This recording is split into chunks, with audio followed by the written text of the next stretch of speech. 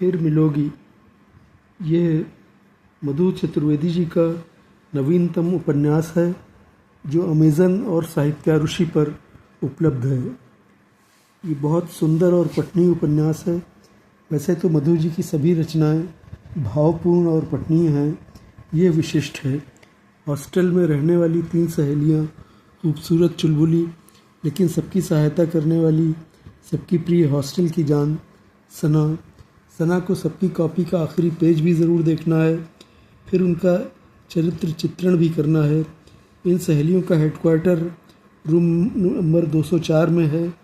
Hostel के बाहर से कोई बारात अगर निकल रही हो तो सना को हॉस्टल की चारदीवारी में पैरेलल डांस भी करना है। इसमें अन्य लड़कियां भी शामिल हो जाती हैं।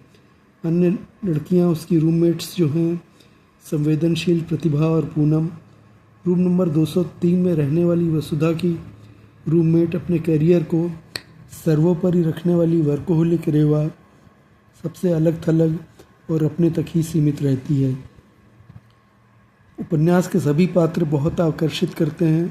पुस्तक का एक एक पैरा भावपूर्ण है और हृदय को स्पर्श करता है। आप कहीं सभी पढ़ सकते हैं। परंपरागत रूढ़िवादी परिवारों में लड़की का ग्रेजुएशन इसलिए ज़रूरी है कि विवाह के लिए बायोडेटा ठीक ठाक हो जाए। सना के माता पिता अपने बच्चों से मित्रवत व्यवहार करते हैं और उन्हें कुछ आज़ादी भी देते हैं। वसुधा से अपनी दादी के साथ ट्रेन के सफ़र में संयोग से शिलोंग का चॉकलेटी आँखों वाला एक आकर्षक लड़का 2 बार मिलता है जो उसके मन मस्तिष्क पर छा जाता है। उसके कॉलेज भी 2 बार आता है। मॉरिशस से भी दौड़ा चला आता है।